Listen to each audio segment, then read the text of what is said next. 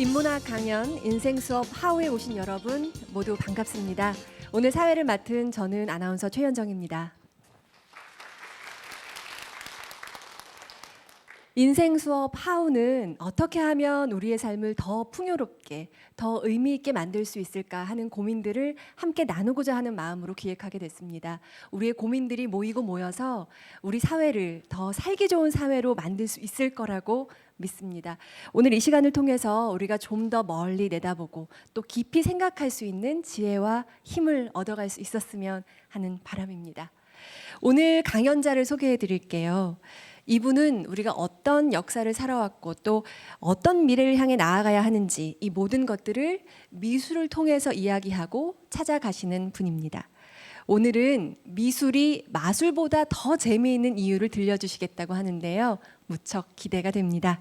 한국예술종합학교 미술원의 양정무 교수님을 큰 박수로 맞아주십시오.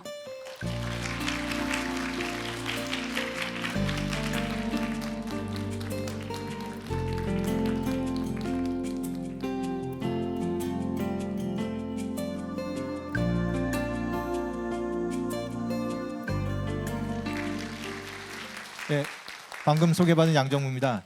저는 진짜 미술밖에 모르는 것 같습니다. 그래서 미술을 통해서 제가 어떻게 행복을 찾고 여러분과 함께 행복을 나눌 수 있는 이야기를 한번 오늘 나눠보도록 하겠습니다.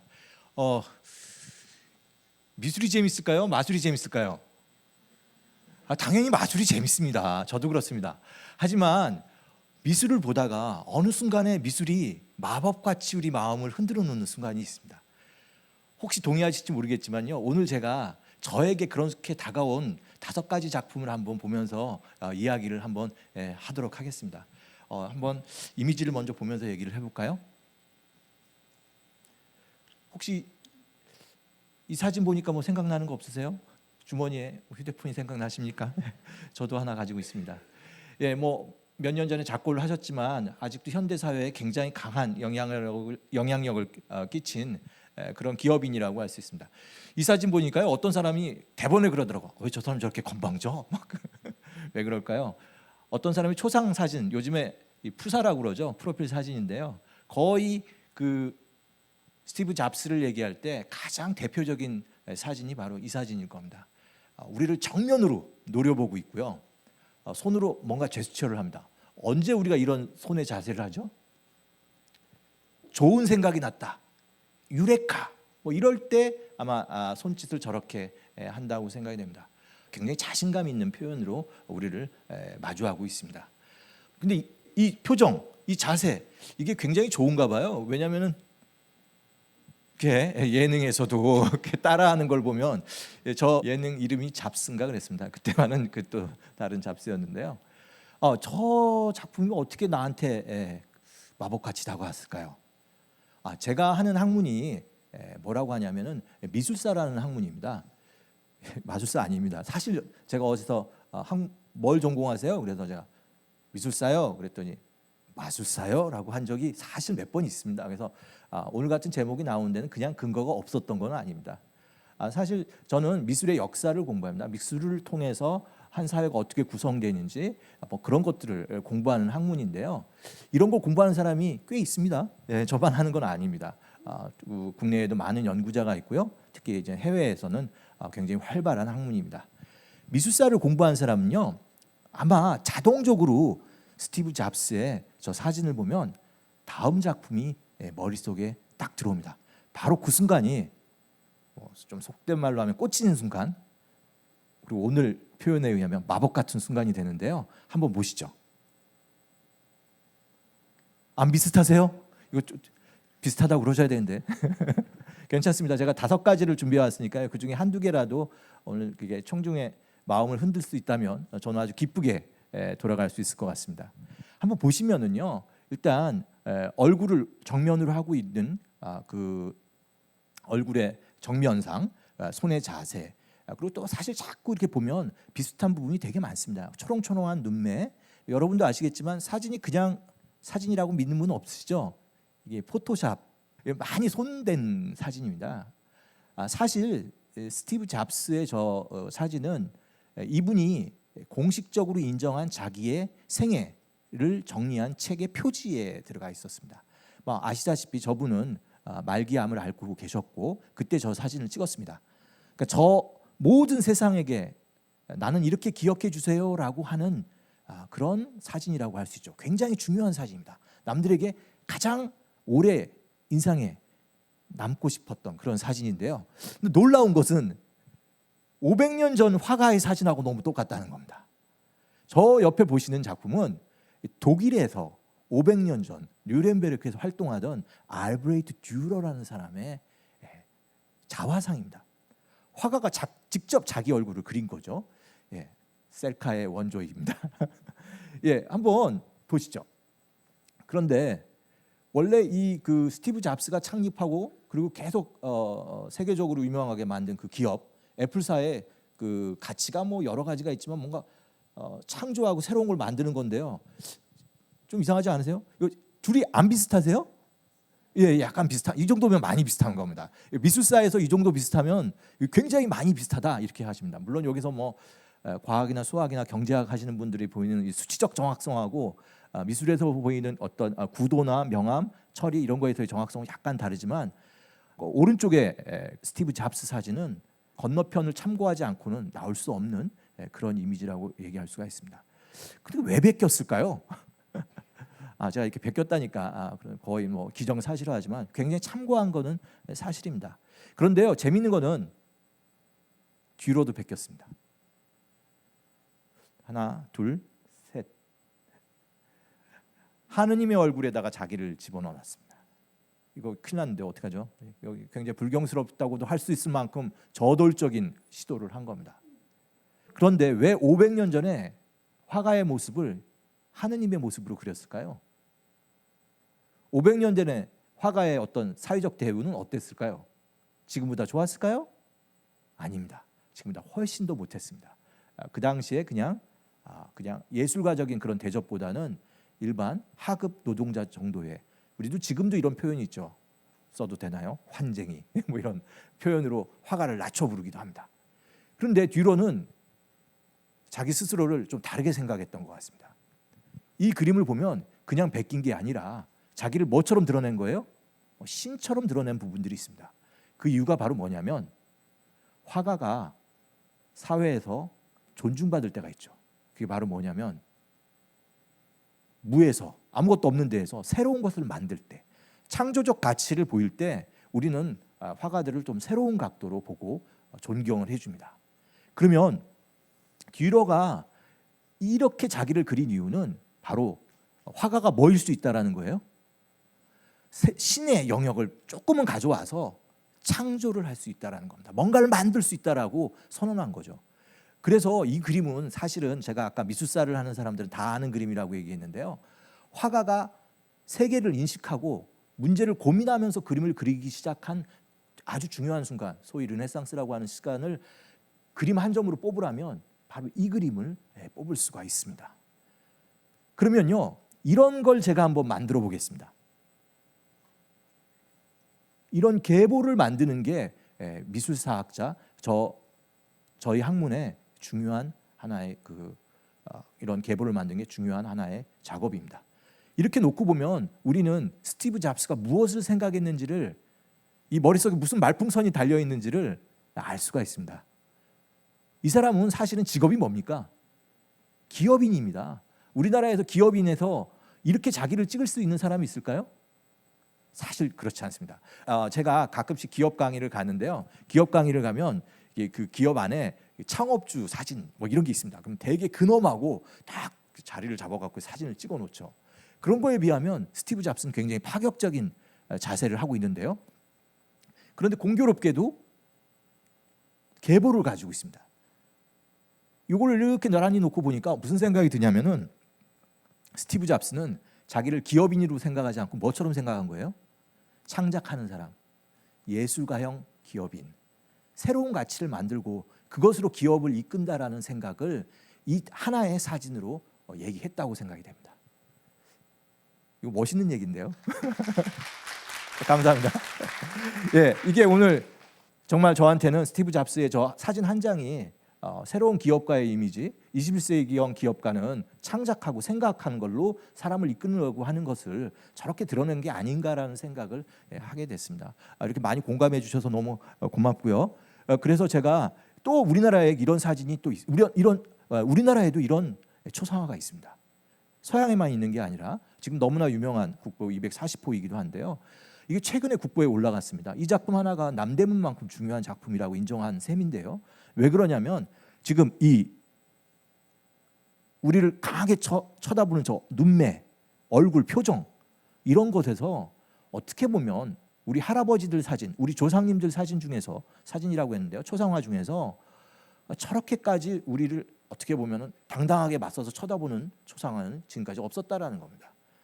이걸 생각해 보면 근대를 마주한 역사에 마주한 근대적 자각한 인간을 생각할 때 한국에서는 이 윤두서의 자화상을 생각할 수밖에 없습니다.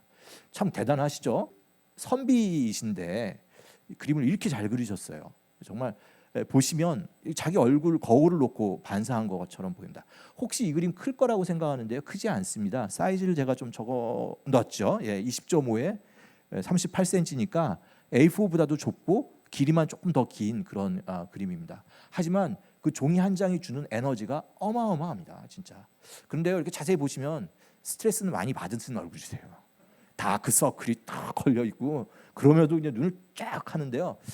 오늘은 또 제가 초상화 읽는 법도 잠깐 보여드리겠습니다. 이 작품하고 이 작품을 비교해 보면요, 누가 눈매가 더 셉니까? 예, 우리 할아버지가 훨씬 셉니다. 야, 우리 할아버지 승리. 그러면 잡스하고 비교해 보면 누가 더 눈매가 세나요? 여전히 우리 할아버지 눈매가 훨씬 셉니다. 그런데요, 이건 좀 어떻습니까? 확실히 누가 이기 더 세다고 얘기할 수 없을 정도로 방고의 눈매도 만만치 않습니다. 그래서 화가마다 자기를 드러내는 방식, 이렇게 어떤 에너지를 그림 속에 집어넣는 방식이 동양서양이 많이 다를 것 같지만 또 어떤 그런 기싸움이라는 점에서 또 비슷한 부분도 있는 것 같습니다. 오늘 그 첫 번째부터 너무 반응이 좋아서요. 그냥 마음이 너무 편해지는데요. 제가 오늘 가져온 두 번째 순간입니다. 이 그림을 볼 때 또 우리의 마음이 마술처럼 뭔가 마법에 걸린 것 같이 깨어나야 될 텐데요. 지금 이 그림을 조금만 한번 보시죠. 어떠세요? 이게 어떻게 만들어졌는지 금방 알 수 있을 텐데요. 캔버스에 붓을 사용했나요? 아닙니다. 칼을 이용해 갖고 한 번, 두 번, 이렇게 5번 그었습니다. 예, 제가 이제 강의를 뜨겁게 하는 방법은 이 그림의 가격을 공부해야 하는 겁니다. 한 얼마쯤 할까요? 시간 관계상 빨리 말씀드리면 한 150억 하는 작품입니다. 이 단가가 엄청 높습니다. 이 작품을 한번 보면서요, 제가 또 이야기를 제 여행과 함께 풀어보도록 하겠습니다. 혹시 요즘 아트페어라는 얘기 들어보신 적 있으세요? 작품을 구매할 때 뭐 화랑에서도 구매할 수 있고 옥션에서도 구매할 수 있는데요. 요즘 아트페어라는 새로운 베뉴가 생겨갖고 그쪽에 통해서 미술을 구매하는 경우도 있고 또 미술 작품을 감상하실 수도 있습니다. 아트페어라고 하니까 뭔가 멋있게 들리실 텐데요. 이거 번역하면 미술 장터입니다. 장터를 좌판을 열어갖고요, 여러 갤러리 화랑에서 그림을 팔릴 만한 걸 갖고 와갖고 파는 그런 행사를 아트페어라고 합니다. 제가 아시아에서 가장 큰 아트페어가 홍콩에서 열리는데요. 제가 미술 시장에도 관심이 많아갖고요. 미술사를 공부하다 보면 미술 시장이라든지 그림값 이런 거에도 관심이 좀 생길 수밖에 없죠. 왜냐하면 대중들이 항상 그걸 물어보니까요. 그걸 답해야 되니까 저도 좀 공부를 하게 되는데요. 제가 몇 년 전에 홍콩에 갔습니다. 그래도 또 아시아에서 가장 큰 아트페어라니까 저도 한번 또 보고 또 그 경험을 또 학생들한테도 얘기도 해줄 겸 또 알아야죠. 그래서 갔습니다. 근데 갈 때 또 혼자 가면 좀 심심하니까 제 친구랑 같이 갔어요. 제 친구는 사회복지학을 공부하시는 교수님이십니다. 그는 같이 이 아트페어를 봤습니다. 제가 좀 아트페어를 돌아다니면서 이렇게 작품도 보고 그랬는데요. 공교롭게도 방금 봤던 그 작품하고 똑같은 작가의 루치오 폰타나라는 작가입니다. 그 작가가 그린 조금 자그마한 그림들을 파는 화랑이 있었습니다. 그럴 때 제 친구가 그걸 보고 너무 좋아하는 거예요. 야, 어떻게 사람이 이렇게 칼로 그어 갖고 그림을 그을 수가 있냐, 그릴 수가 있냐, 뭐 이게 신기하다. 이 느낌도 좀 좋고 열심히 봤어요. 그런데 좀 아트 페어이다 보니까 바로 옆에 뭐가 있어요? 가격표가 있는 거예요. 15억 이렇게 붙어 있는 거예요.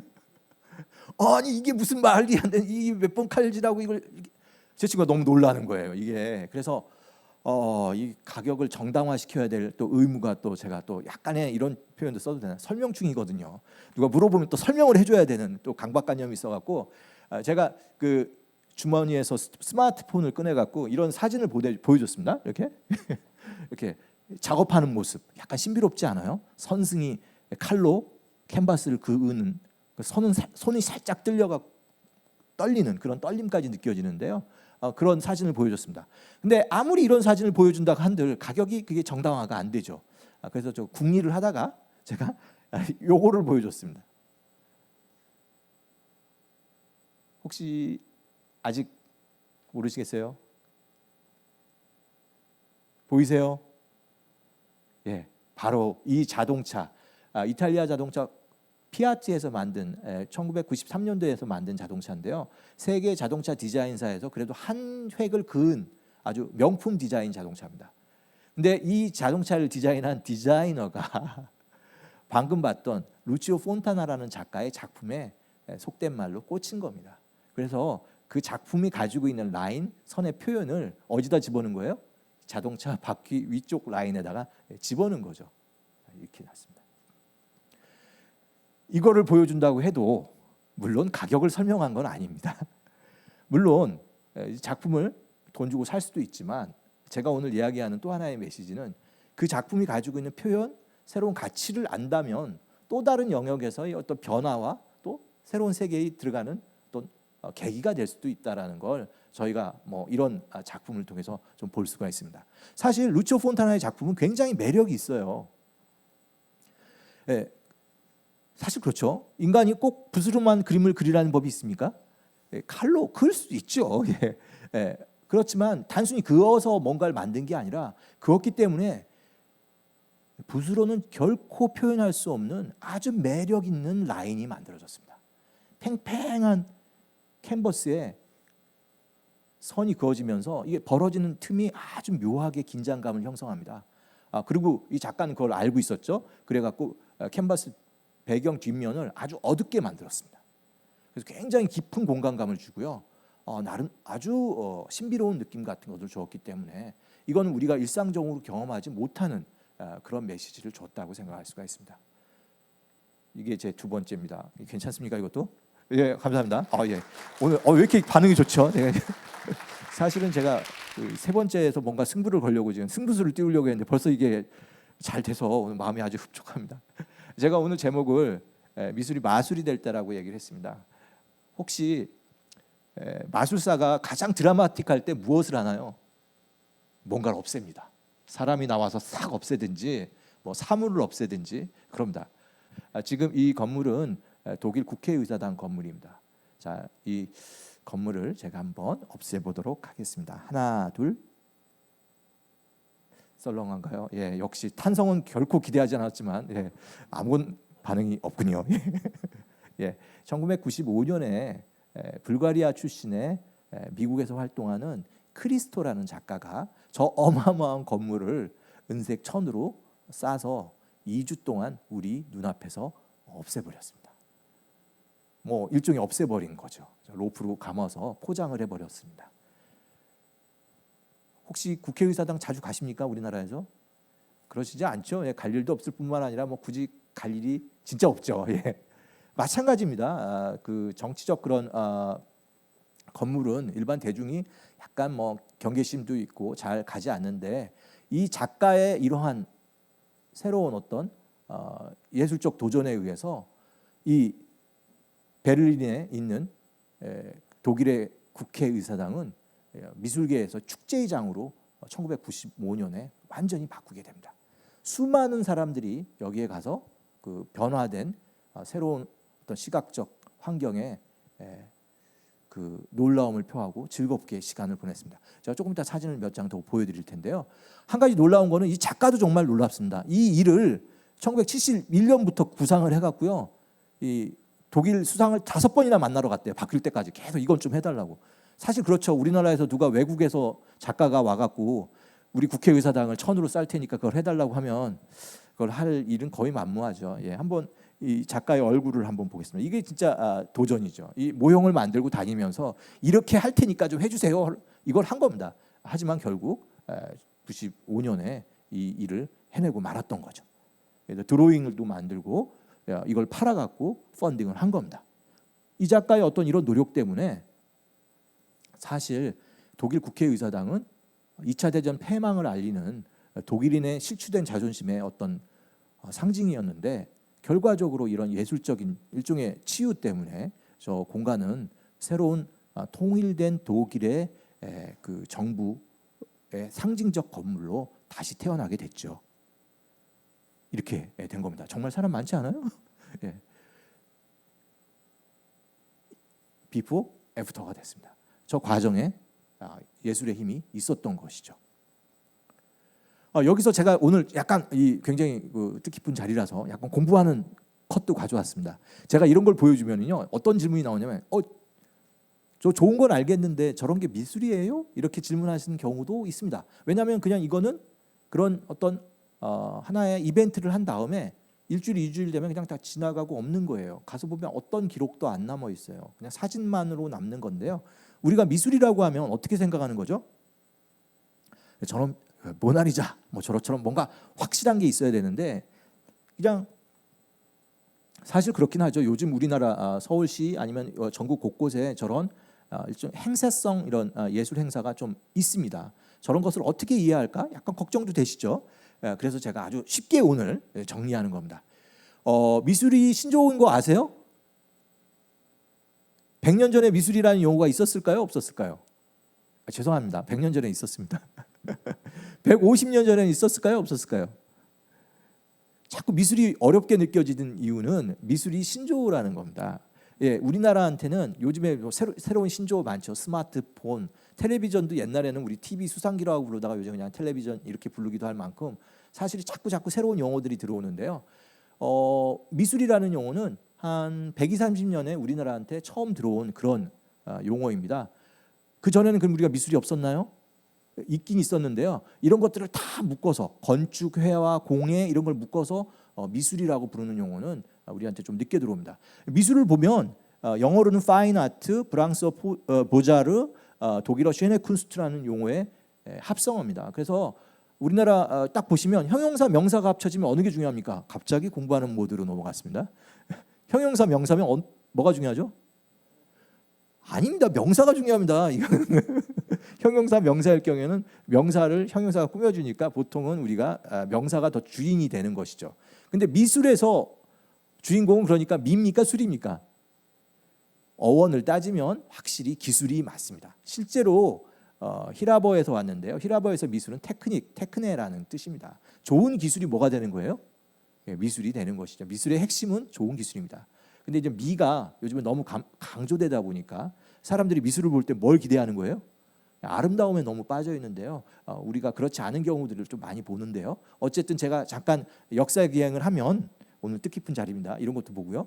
우리나라에서 첫 번째 미술이 등장한 책은 신사유람단에 가서 일본에서 박물국이 뭐 하는 데냐 이렇게 한번 보니까 이 박정량이라는 초대 한국 그 주미 대사를 역임하셨던 분이 신사유람단에 가서 쓴 보고서에 박물국, 일본에 있었던 그런 박물국이 무엇을 하는 곳이냐 하면서 고물을 보존하고 미술을 권장하는 곳이다라고 한 게 현재까지 우리가 찾은 기록으로는 처음 미술이 한국에서 쓰여진 예입니다. 이게 1881년이니까요. 그렇게 오래되지 않았습니다. 제가 오늘 말씀드리는 거 갑자기 너무 공부 모드로 가서 죄송한데요. 제가 얘기하려고 한 거는 그러니까 미술이 어렵고 낯선 건 원래 그런 것이다. 그리고 미술이 앞으로 어떻게 될지는 여전히 두고 봐야 된다. 그러니까 너무 부담 느끼지 마시고 편하게 봐달라는 얘기입니다. 이게 어려운 얘기가 아닙니다. 그러니까 미술을 자꾸 규정하려고 하지 말고 여전히 움직이고 변화하고 있다. 이렇게 생각해 주시면 좋을 것 같습니다. 그래서 이미 마술을 제가 한번 하기로 했으니까요. 한 번만 더 하겠습니다. 안 속을 거 알지만 무리를 걷게 해드리겠습니다. 둥둥둥둥 마음속으로 생각해 주시고요. 하나, 둘.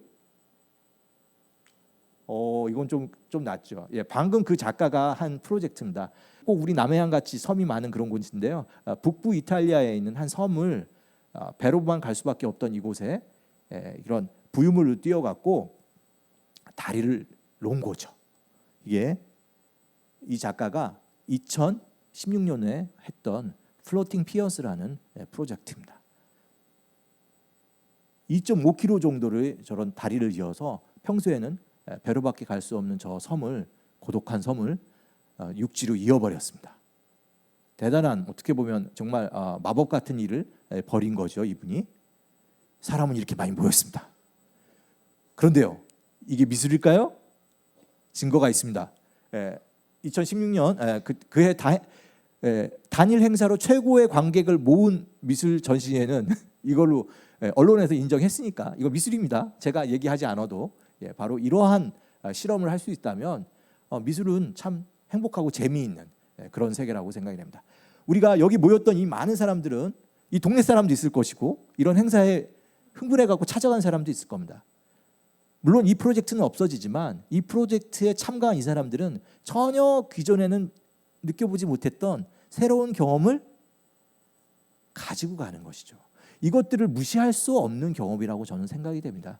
그래서 이런 것들이 그냥 쓰여지고 사라지는 것이 아니라 우리의 기억에, 우리의 감정에 저런 것들은 분명히 남을 거고요. 이런 것들이 인간이 삶을 변화하고 우리의 세계가 좀 더 다른 방향으로 갈 수 있는데 큰 도움이 될 거라고 제가 생각을 좀 합니다.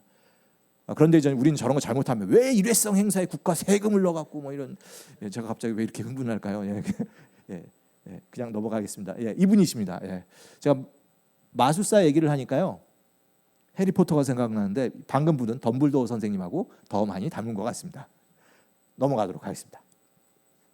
미술도 정말 음악처럼 힐링을 줄 수 있을까요? 있습니다. 많은 분들이 미술을 조금 관심 있어 하는 게 미술을 통해서 우리가 어떤 정서적 함양, 조금 이렇게 어떻게 보면은 너무 뭐 힐링이라는 용어를 쓰지 않아도 우리가 시각적 휴식을 좀 얻을 수 있는 그런 도움을 얻을 수 있는 게 미술이라고 할 수가 있습니다.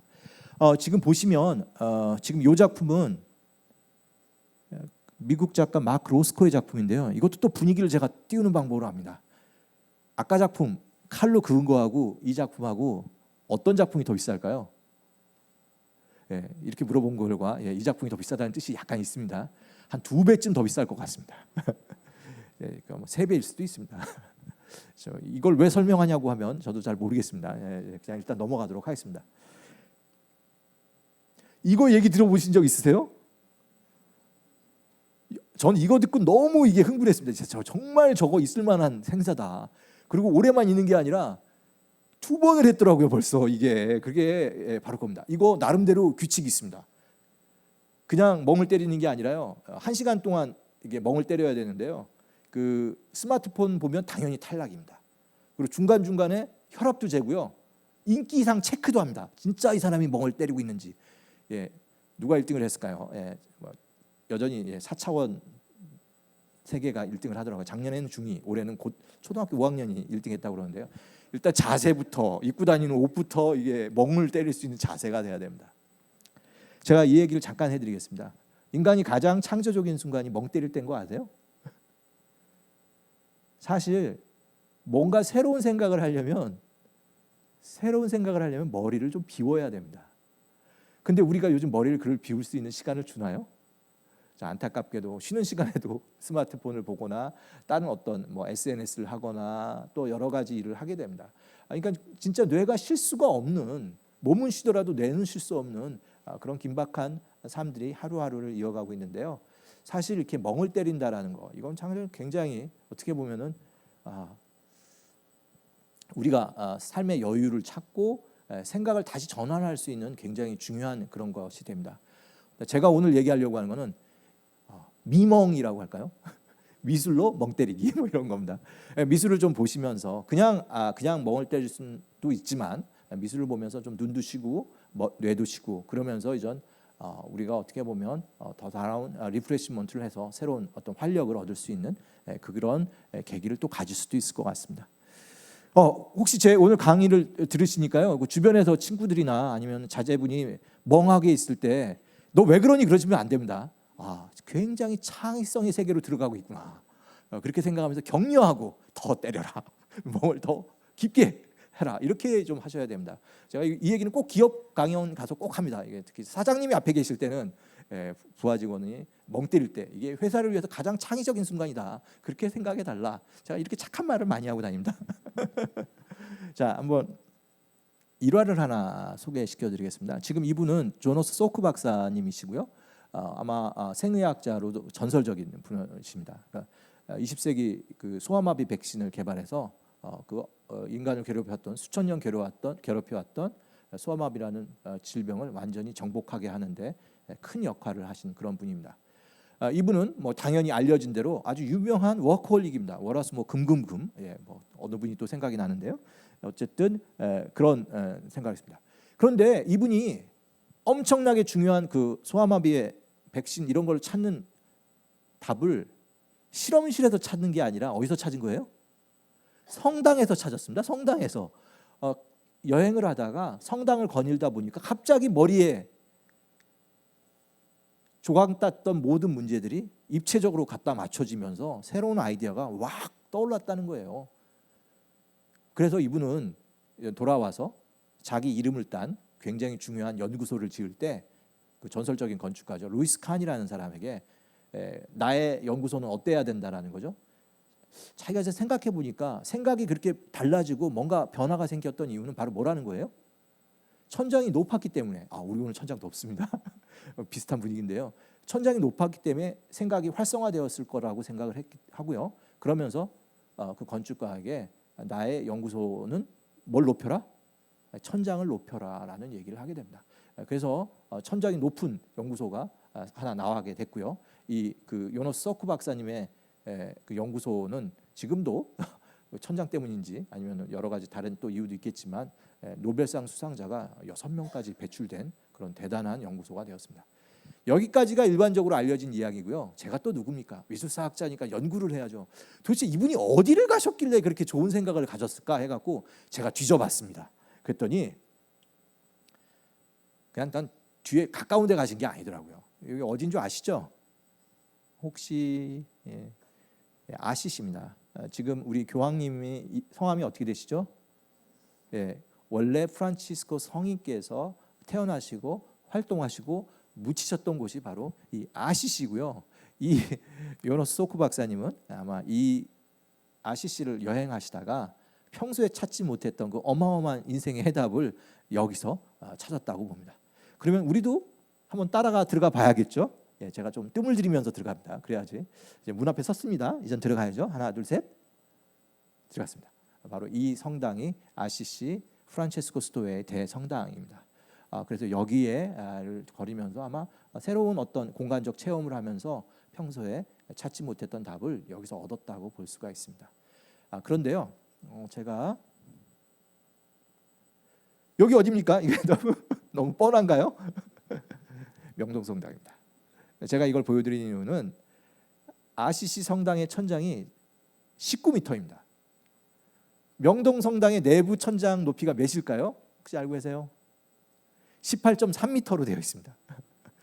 그러니까 제 오늘 강의를 듣고 새로운 영감을 찾기 위해서 형편이 되시고 시간이 되시면 비행기를 타서 멀리 유럽을 간 다음에 아시시에 가서 저 프란체스코 성당을 가셔도 되고요. 아니면 비슷한 공간감과 그런 변화를 느끼시려면 어딜 가면 되는 거예요? 바로 명동성당에 가시면 비슷한 어떤 체험을 하실 수도 있습니다. 저는 중세미술사를 또 대학에서 가르치기도 하는데요. 꼭 명동성당도 가고요. 오기 전에 성공의 성당도 잠깐 들립니다. 성공의 성당 같은 경우는 기본적으로 우리가 로마네스크라는 양식의 성당입니다. 천정이 높고 좀 더 소박하고 좀 정갈한 모습을 보여줍니다. 두 성당을 좀 이렇게 일반 학생들한테 보여주면 요즘에는 이렇게 조금 이렇게 정갈하고 소박한 이런 거에 또 학생들이 끌려갖고 성공의 성당이 좋다는 학생들이 있습니다. 두 개를 보여주면요. 그러면 제가 다음 질문을 하죠. 그러면 어느 성당에서 결혼식을 하고 싶니? 그러면 다 명동성당으로. 뭔가 또 이제 신비로움과 영적인 그런 충만함은 아마 명동성당이 더 크게 아마 다가가는 것 같습니다. 그래서 미술에서 그 힐링의 시간을 한번 찾을 때 바로 이런 곳을 한번 걸어보는 것도 굉장히 좋을 것 같습니다. 시청에서부터 명동까지 한번 이 두 성당을 타고 걸으시면 아마 중심으로 걸으시면 아마 또 서울이 달리 보이실 수도 있고요. 또 아십니까? 아까 같이 평소에는 학교에서 직장에서 찾지 못한 답을 어디서 얻을 수 있는 거예요? 바로 이런 새로운 공간에 대한 경험을 통해서 얻으실 수도 있을 겁니다. 자, 이게 얘기가 어느 정도 왔고요. 어떡하죠? 이제 뭐 마지막 순간이 왔는데 이제 뭔가 임팩트 있게 끝나야 되는데요. 네, 준비해 왔습니다. 이게 그렇습니다. 제가 정말 미술이 마법같이 다가오는 순간이 있다면 미술하고 대화를 하는 순간입니다. 혹시 그런 적 있으세요? 이게 조금 문제가 있습니다. 제가 이 얘기 때문에 좀 해드리면 우리 지금 저기 미술이 말을 걸어올 때 이제 마법처럼 다가오는데요. 혹시 리터러시라는 말 아세요? 이게 바로 뭐냐면 글을 읽고 해독하는 능력을 리터러시라고 부릅니다. 뭐 문해력 이렇게 번역도 하는데요. 리터러시는 글자를 읽고 그걸 이제 해석하는 능력을 얘기하는데요. 제가 비주얼 리터러시라고 했습니다. 그럼 뭘 읽고 해석하는 능력이에요? 시각 기호나 시각적인 정보를 읽고 해석하는 능력을 비주얼 리터러시라고 하는데요. 죄송하게도 우리가 그 세종대왕님의 큰 업적 때문에 글은 금방 배우고 아주 잘 아는데 상대적으로 뭐가 약하냐면 이 비주얼 리터러시가 좀 약합니다. 아마 제가 아까 잠깐 말씀드린 대로 주변의 동료하고 아니면 가족하고 사진이나 그림을 놓고 5분 이상 대화한 적이 있으십니까? 하고 물어본다면 선생님 왜 그러세요? 잘 안 하죠. 두 가지 이유입니다. 그럴 기회가 없거나 아니면 말 거는 법을 몰라서 그렇습니다. 제가 오늘 뭐 다는 아니겠지만 이 비주얼 리터러시가 어떤 세계인지에 대해서 한번 제가 말씀드리도록 하겠습니다. 이 앞에 있는 표를 한번 보시죠. 이게 이 표는 아닌데요. 저도 특강을 들은 적이 있습니다. 저도 대학에 있지만 학생들에게 다른 세계를 보여주기 위해서 여러 다른 그 전문가들을 모셔서 특강을 하게 됩니다. 한 번은 무슨 H카드사 마케팅 본부장을 모셔갖고 특강을 들으셨습니다. 문화 마케팅이란 무엇이냐, 뭐 이런 얘기를 전 들었던 거죠. 한참 얘기를 하다가 그분이 요 표는 아닌데 비슷한 표를 보여주는 거예요. 그러면서 갑자기 그 강사님의 표정이 스마일이 돼요. 그러면서 뭐라고 하냐면 세상에서 가장 아름다운 곡선입니다, 여러분, 그러는 거예요. 그게 뭐죠? 이렇게 들으니까 매출액 신장 곡선입니다. 마케팅 본부장한테 매출액이 올라가는 것만큼 즐거운 다른 도표가 뭐가 있겠습니까? 그래서 저도 아주 유쾌하게 웃었지만 거기서 제가 깨달음을 얻었습니다. 곡선이 말을 하는구나. 어떻게 생각하냐에 따라서 제가 오늘 얘기하는 비주얼 리터러시의 핵심은 곡선이 말을 하고 점이 말을 하고 선도 말을 한다. 이것만 아마 조금 생각하시면 비주얼 리터러시라는 세계에 어쩌면 그걸 통해서 미술의 세계에 굉장히 가까이 다가가셨다, 이렇게 생각하실 수 있을 것 같습니다. 그러면 곡선을 보셨으니까 이제 직선을 한번 볼까요? 이거 어떨지 모르겠습니다. 여기 어디입니까?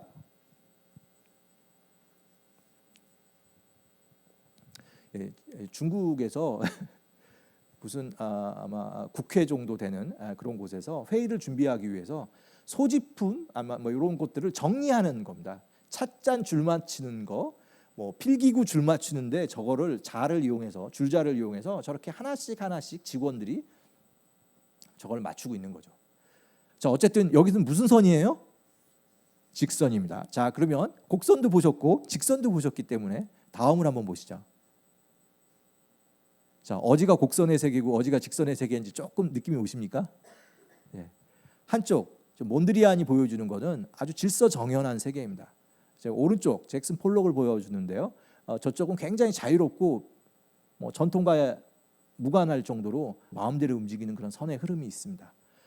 지금 여러분이 보시는 거는 20세기 미술 중에서 가장 어렵다는 추상 미술 두 개인데요. 이젠 좀 뭔가 느낌이 오지 않으세요? 하나는 질서와 원칙을 찾는 거고 하나는 권위와 이런 거에서 벗어나서 자유로운 어떤 표현을 드러내는 것이죠. 우리 뭐 어떻게 보면 우리 뇌 중에서 뭐 좌뇌 우뇌처럼 완전히 다른 세계를 보여준다고 할 수 있습니다. 얘기를 이렇게 하니까 좀 어렵게 느껴질지도 모르겠는데요. 이 두 작가가 만나면 밥을 같이 먹었을까요? 예, 절대 안 친합니다. 절대 안 친합니다. 한쪽에서는 이 몬드리안 같은 작업을 하시는 작가들은 이런 저렇게 막 어수선한 작품을 하는 사람들 보고 뭐라고 부르냐면 술주전뱅이 그림이라고 합니다. 정신 창란자, 무정부주의자 그림이라고 하고요. 그럼 이쪽에서 저쪽을 뭐라고 그럴까요? 도덕주의자, 잘난 척하는 애들, 뭐 이렇게 그립니다. 우리가 보기엔 둘 다 순수한 어떤 조형을 표현하는 새로운 미술처럼 보이지만 이들에게는 새로운 세계를, 새로운 질서를 찾고 어떤 기계 문명이 갖다주는 새로운 어떤 유토피아를 생각하는 사람은 왼쪽, 그런 거 없고 우리는 나 스스로의 어떤 개인적 자유를 누려야 돼, 뭐 이런 걸 생각하는 사람은 오른쪽으로 갔던 겁니다. 결과적으로 누가 옳은지는 모르지만 이런 어떤 시대적 배경하에서 저런 그림이 나왔다라고 볼 수가 있습니다. 잭스 폴록은 뭐 그림을 그리는 방식도 저 작가는 또 다르게 했죠. 실제 그 바닥에다 놓고 물감을 뿌리는 저런 모습도 보여줍니다. 이런 거 보면 반갑지 않으세요? 예, 몬드리안 작품을 이용해서 공장 표면을 만드는 어느 기업인지 아시죠? 예, 삼성 그 반도체 공장인데요. 저게 그 공사장 가림막이 아니라 실제 이렇게 완성이 됐습니다. 라이센스가 어떻게 될까 했는데요. 예, 몬드리안 작가가 제가 알기로는 1944년에 작곡하셔갖고 라이센스가 풀려 있습니다. 그래서 여러분도 혹시 심심하시면 집에 가다가 이렇게 하시면 괜찮습니다. 예. 근데 반도체 이미지랑 굉장히 잘 맞고요. 이 기업을 여기를 다니시는 분들이 되게 좋아한답니다. 여기를 그 공장보다는 무슨 느낌이 난다고요? 캠퍼스처럼, 대학 캠퍼스처럼 상쾌한 기분이 든다고 좋아하신답니다. 이런 그러니까 미술을 통해서 뭐 정말 이거는 큰 어떤 돈이 들어가는 것도 아닙니다. 그러니까 안목과 발상만 좀 바뀌면 우리의 환경이 굉장히 쉽게 달라질 수가 있다라는 것들을 우리가 바로 이런 사례를 통해서 볼 수 있을 것 같습니다.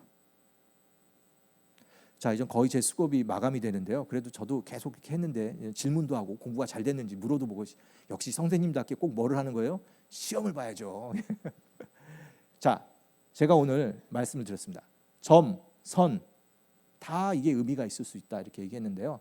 여러분이 보시면서 어느 작품이 한국 작가의 작품 같으세요?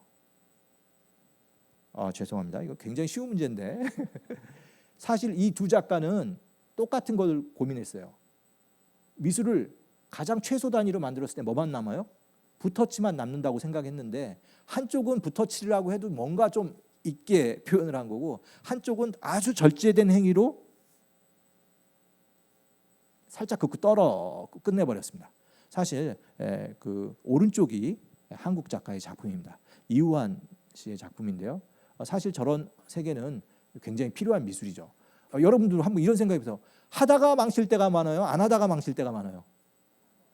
하다가 망칠 때가 많습니다. 그래서 제가 이우환 선생님은 뭐 정말 어려운 게 아니라 뺄셈을 생각하는 사람이라는 화가가라고 저는 그냥 얘기를 해드리고요. 인류 역사상 뺄셈을 생각할 줄 아는 화가가 있을 필요도 있고요. 특히 이런 화가를 또 한국에서 갖고 있다는 것도 굉장히 전 좋은 거라고 생각이 됩니다. 그러면 두 번째 문제로 넘어가겠습니다. 이번엔 난이도를 좀 올려보도록 하겠습니다. 어느 작품이 한국 작가의 작품일까요? 아하. 예, 제가 시험 문제를 많이 내려봐 갖고요. 똑같은 답을 찍는 거는 허용을 안 합니다. 그런 적이 많아 갖고요. 예, 그래서 왼쪽이 한국 작가 윤형근 씨의 작품입니다. 아마 직접 보셨다면 저 작품은 100% 한국 작가의 작품인 걸 아실 수가 있습니다. 왜 그러냐면요, 먹의 번짐, 그 효과, 그리고 실제로도 한지를 쓰시기도 합니다. 그러니까 이 작품이 비슷한 모습이고 비슷한 구도라고 하지만 이 선의 느낌, 번지는 효과, 어떤 이런 어떤 질감 같은 것들을 생각하면 우리가 딱 뭔지를 알 수가 있어요. 이런 표현에서도 화가의 국적까지도 알 수가 있습니다. 이런 걸 생각한다면 비주얼 리터러시라는 거는 정말 우리가 한번 생각해보고 점 하나 섬 하나 읽다 보면 미술이 정말 재미있고 흥미로운 세계가 될 것 같습니다. 오늘 수업의 마지막 장면입니다. 제가 오늘 미술이 마술이 될 때, 미술이 정말 우리한테 삶을 변화하고 정말 의미 있게 다가오는 순간을 제가 마법이라고 했는데요. 제가 그냥 지은 이름이 아닙니다. 이 타이틀은 사실 미술사학자가 주장하는 이야기죠. 미술의 역사를 찾아서 올라가면 원래 미술은 진짜 뭐였어요?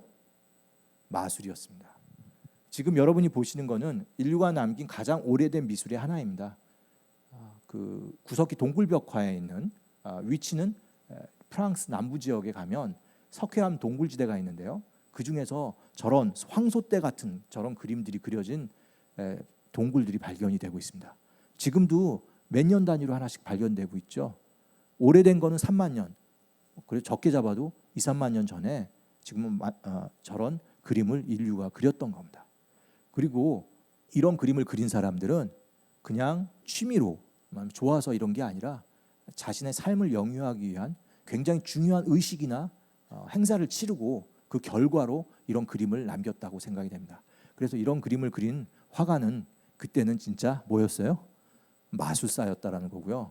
그러놓고 보면 미술은 정말 원래 마술이었던 것 같습니다. 오늘 강의는 여기까지고요. 잘 이렇게 경청해 주셔서 너무나 감사합니다. 저는 영광입니다.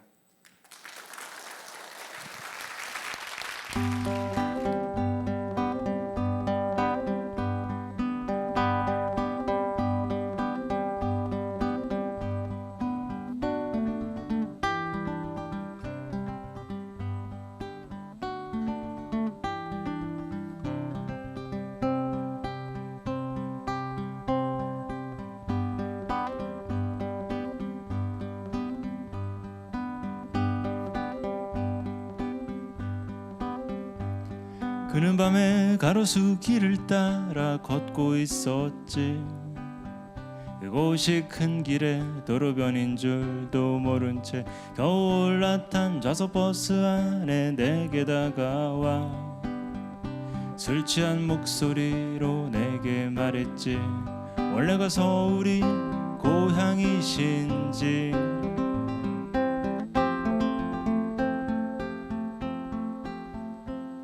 그는 오래전 헤어진 한 사람 얘길 꺼냈지. 그녀의 고향이 나의 고향과 같다면서 사실 그곳은 나의 고향과 아무 상관없는데 그의 목소리는 이미 그곳에 가면 정말로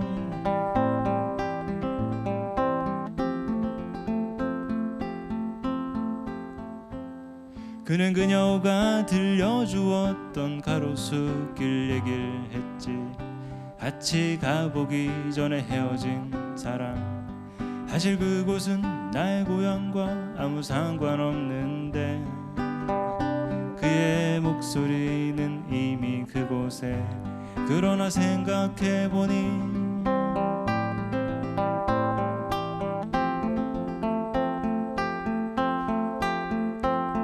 나는 오래전 그 도시에 한번 가본 적이 있지. 커다란 가로수가 양쪽으로 펼쳐진 순간에 그랬는지는 나도 모르겠지만 그곳이 나의 고향인 듯 말했지. 그곳에 가면 정말로 커다란 가로수들이 길을 따라 아름답게 펼쳐져 있지요.